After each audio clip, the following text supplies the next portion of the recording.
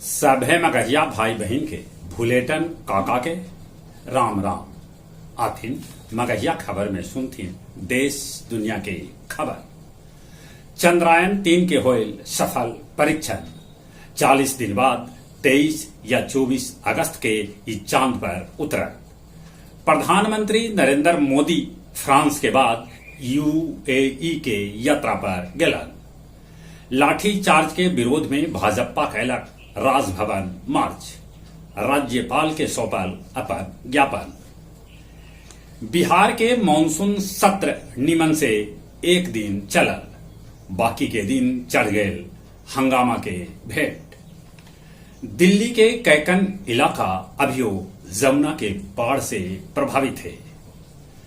अररिया बाल सुधार गृह से दूगो बाल कैदी हो गलन फरार। कोसी बराज गेट नंबर 9 पर बस से टकरा के रेलिंग तोड़ाई एगो ट्रक नदी में जा गिरल। फ्रांस देलक प्रधानमंत्री नरेंद्र मोदी के सर्वोच्च नागरिक और सैन्य सम्मान grand cross of the legion of honour.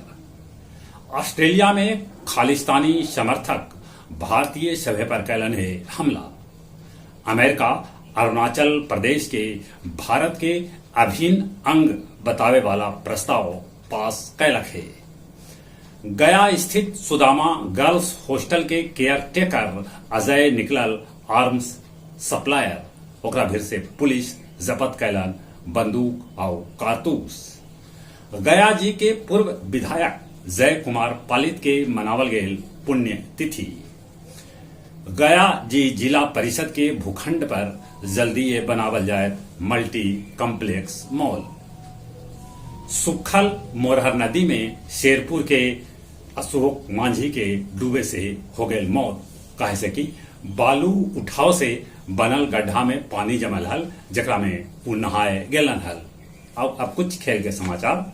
Bharat West Indies के पहल का टेस्ट में एक पारी और 71 रन से हरा दिलक। यशस्वी और कप्तान बनौलन शतक। गोला फेंक में तेजिंदर पाल सिंह के भेटायल फिर से स्वर्ण पदक। सिद्धू और लक्ष्य सेन अमेरिकी ओपन के क्वार्टर फाइनल में जगह बना लेलन। चले एक बार फिर से अपने सभे के बुलेटिन काका के राम राम।